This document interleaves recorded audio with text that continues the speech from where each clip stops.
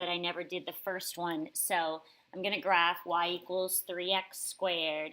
I went back to the graphing calculator because on a quiz or test, this is what you would have to use. You won't be able to use Desmos, so I want you to see how to do it here.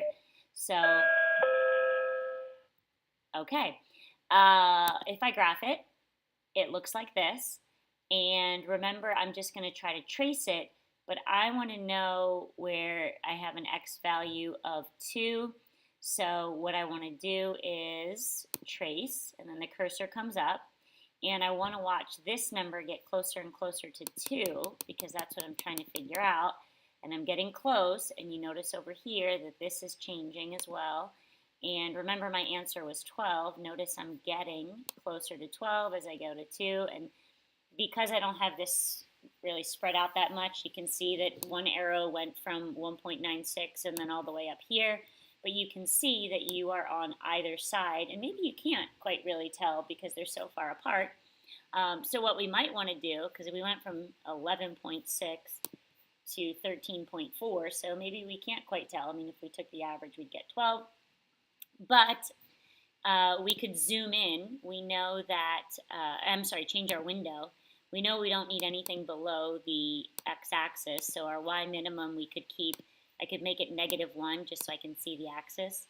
And then I can go up as high as, we'll just say 15 because we know the answer is 12. I'm going to graph it. And then this time, when I hit trace, and I start getting closer and closer, why is it taking so long? Trace. When I get closer and closer to 2, again, I'm watching this number.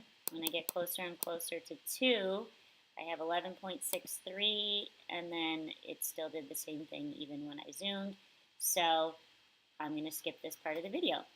The next one we want to do is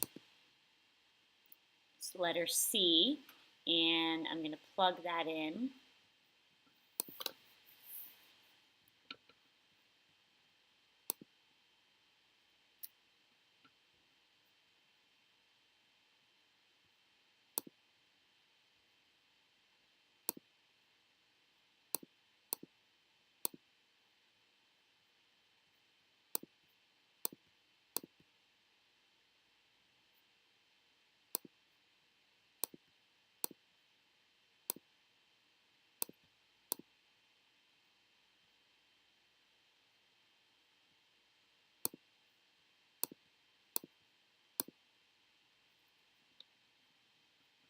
So there it is plugged in, and I'm going to hit graph. Well, actually, I'm going to do zoom 6 just to make sure I'm on the right screen, the 10 to 10 screen.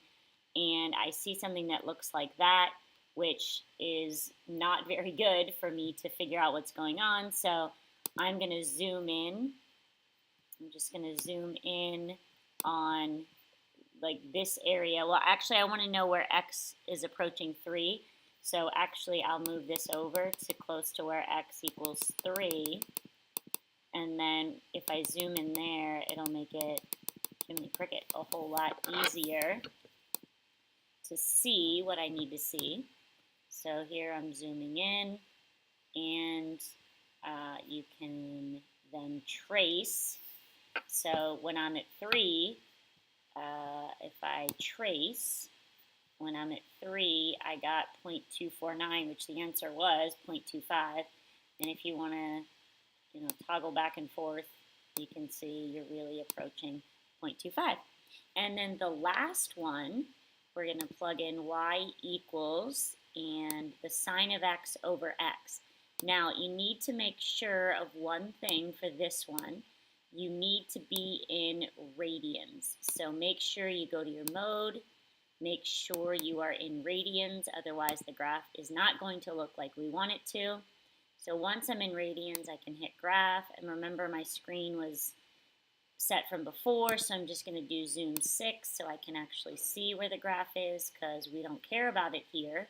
We're doing the limit as x approaches 0, and I tried to zoom 6 and it's not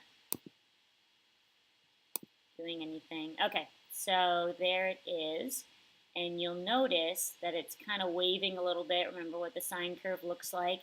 And you can see as x approaches 1, I mean, you don't even really have, as x approaches 0, you don't really have to trace it. You can see that it's approaching 1, which was our answer.